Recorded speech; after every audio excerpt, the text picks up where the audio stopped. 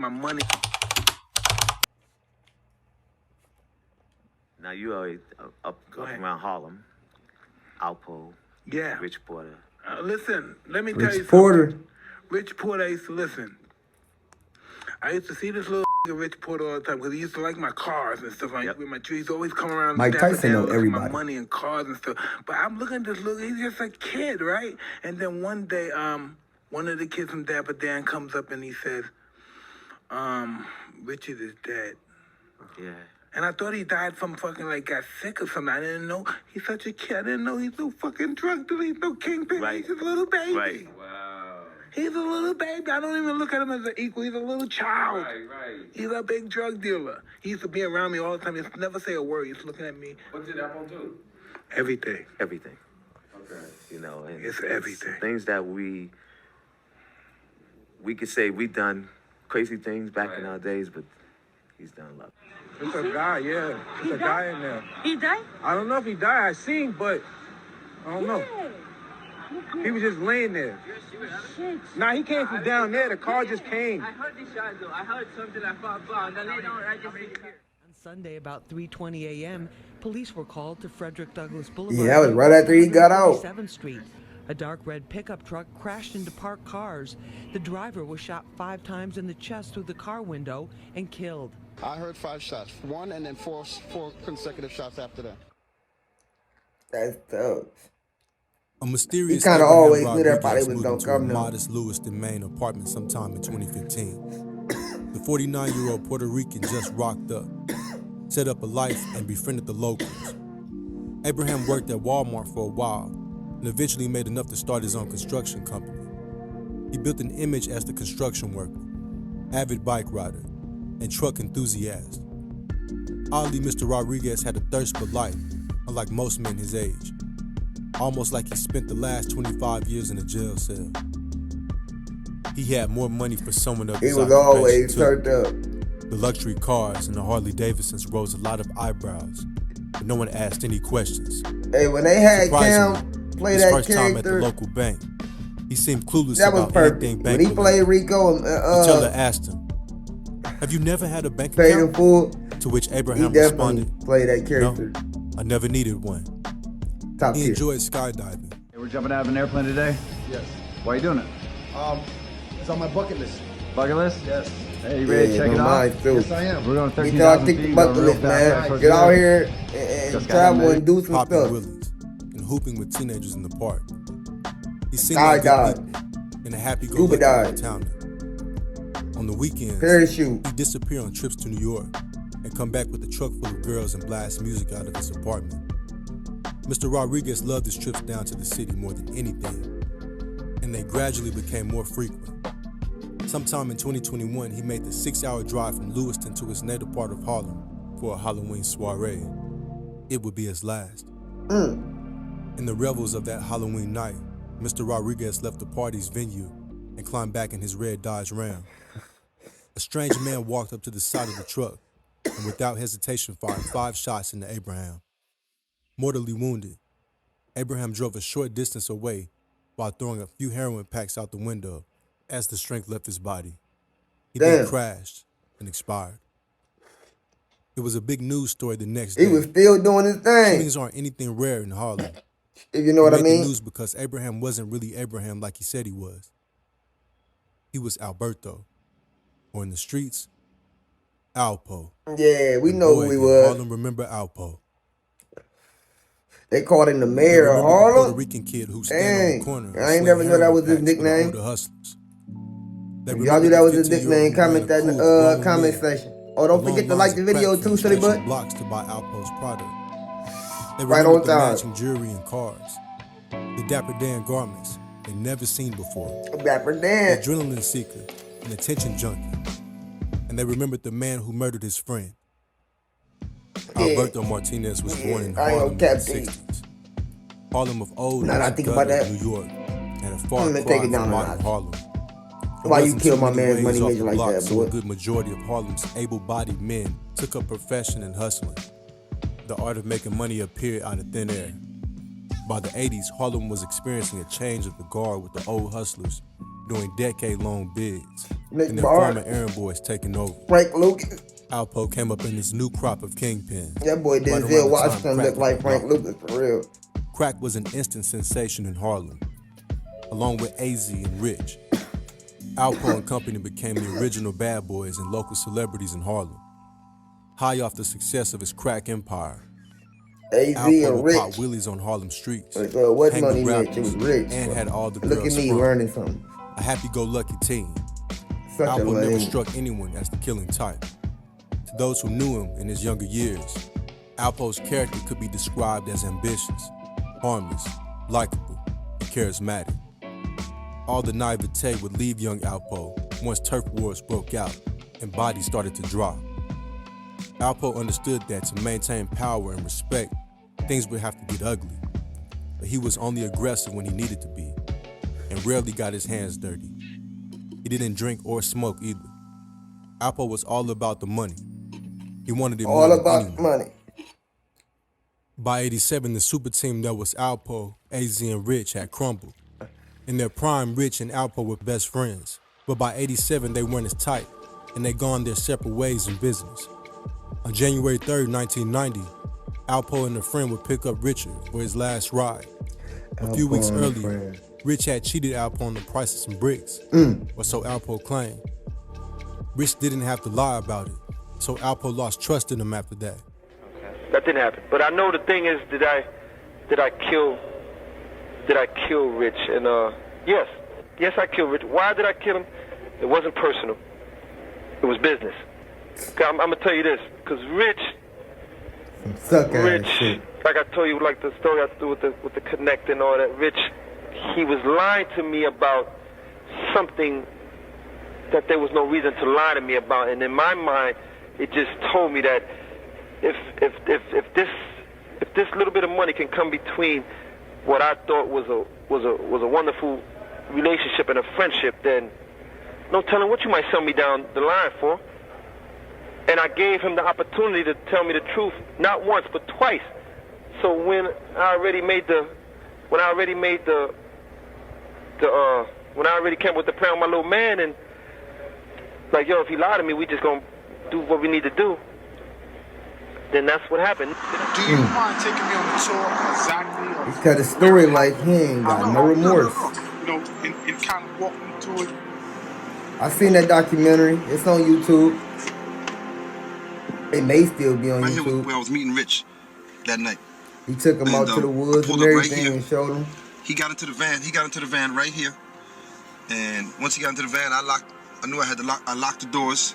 And as I was pulling off, I was asking him, because it didn't take long after I pulled off. I was asking him like, "Yo, Rich, where did you get that coat from, man?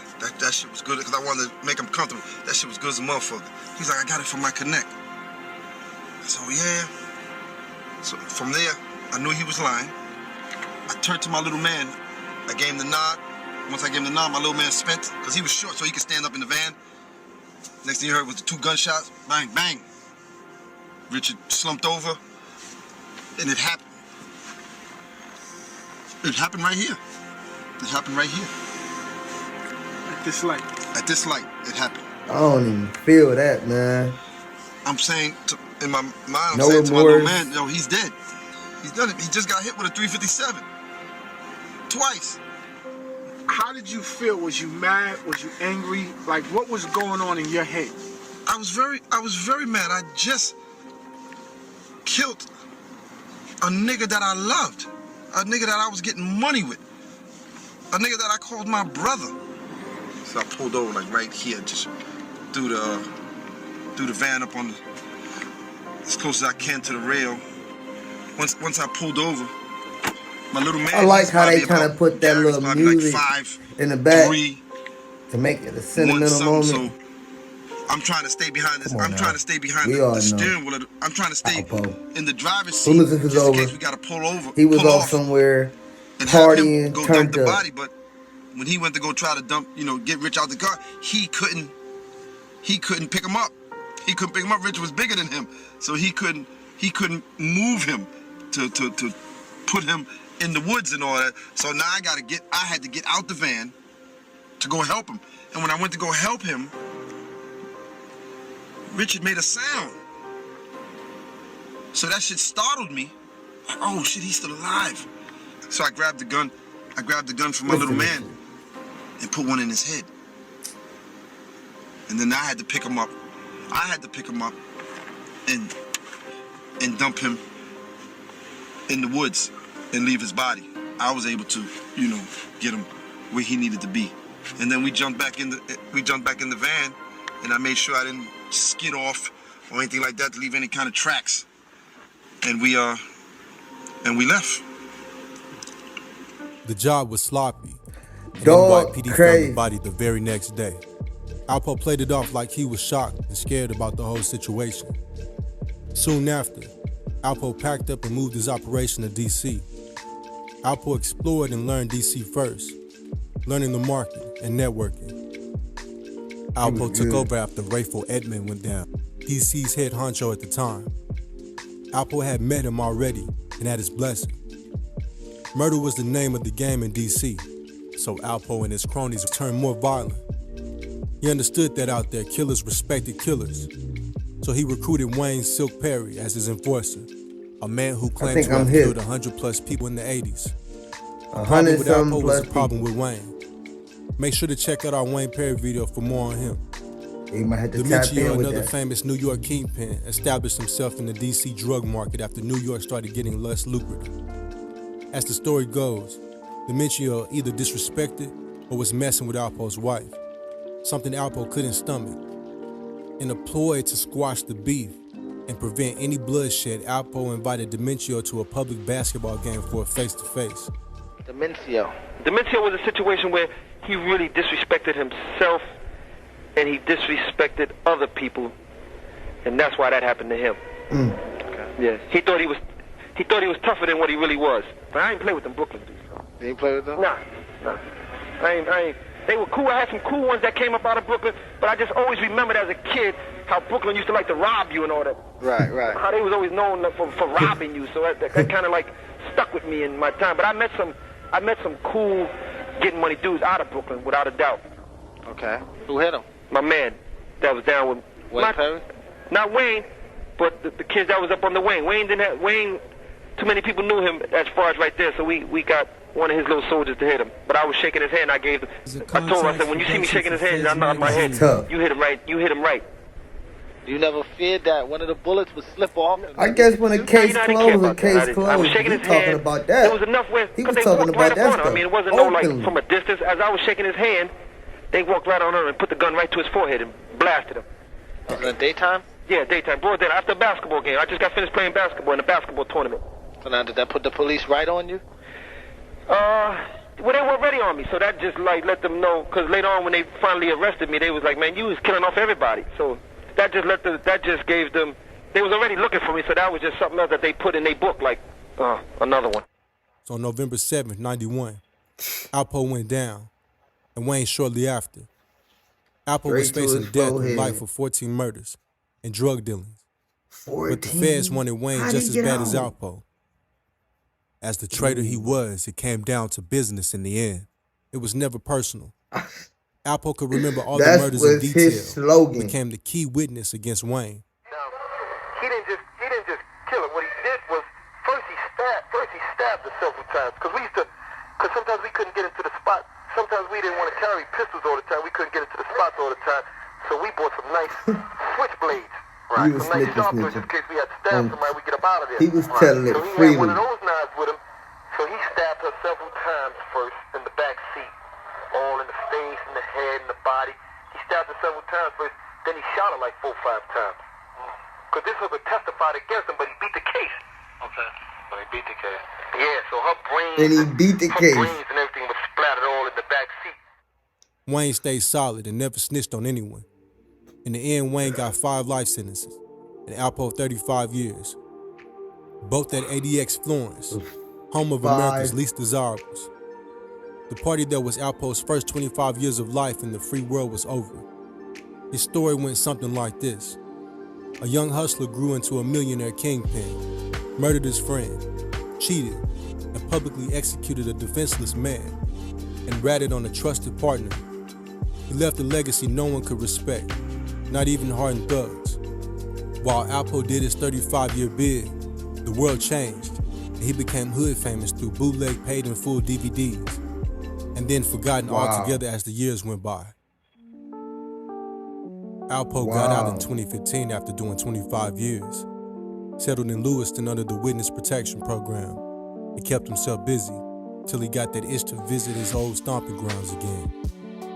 Something deep in his psyche needed attention in Harlem.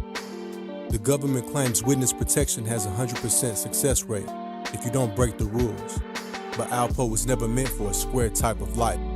When the mysterious sighting started in Harlem, Alpo was like a mythical creature. No one could believe it was actually him. And Alpo, I just recently seen him. He came to my show at the Apollo. I had a big show at the Apollo with Keith Sweat and everybody. And that boy was outside after he snitched. Right. It's like seeing a ghost. Killed his friend. Seeing your friend from way back. I wonder how he feels about himself. Hey, the narrator behind True History never lied. The movie paid in full definitely made Rico out to be some superstar. But a good few still remember his glory days. Also Cam, Alpo's Cam name played had the an character unwashable as well, stain on it. Rat, Cam was a star. traitor, double dealer, any word along those lines. The internet flooded with conspiracy theories of who did it, but why seemed obvious to many. Comeuppance for a life of dirty deeds. In the consensus, no one felt bad for Buddy. The killer ran off into the dark that night, and no one saw who did it either. The chase was on for the NYPD and the Instagram detectives. On his last day, Alpo was on the phone discussing a movie deal with his old partner AZ, a chance to make some much needed bread. He was killed the morning of the movie deal being signed. In February 2022, Shaquem Parker was arrested for the murder while already in a Rikers Island cell on a gun charge. Sometime the summer before, Alpo brushed past Parker recklessly in a way that implied disrespect, and by whatever twisted code Shaquem lived by, that meant Alpo had to die. Whether he knew Alpo before or how he tracked him down to that party has never been revealed. But when Shaquem hit Alpo 5 times that Halloween night, he avenged all the people Alpo hurt, and apparently made a lot of people's weekend too. Back in Lewiston, they couldn't believe it. His brutal demise and that Abraham was a mass murdering kingpin. Alpo could have lived out a quiet, honest life up in Maine. That was never how his story was meant to end. Karma is a motherfucker. That is fucking crazy. Karma is literally a motherfucker. The guy that killed Alpo was basically the type of guy Alpo was at 25 years old. A guy that had to handle his business, quote unquote, whenever he felt disrespected. That's crazy. Karma's crazy, man. Karma's a motherfucker, man.